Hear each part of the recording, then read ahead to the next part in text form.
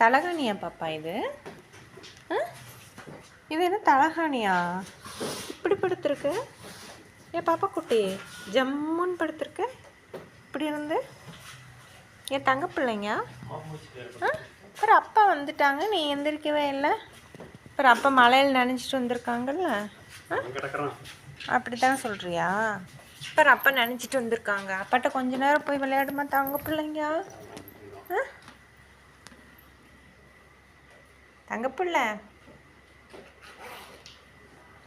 பட்டு பிள்ளைங்க, அப்பா வந்துட்டார் பாரு.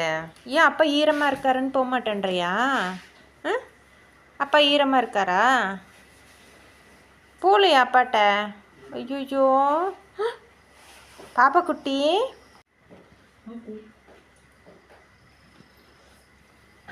பட்டுக்கேளி தங்க பிள்ளைங்க.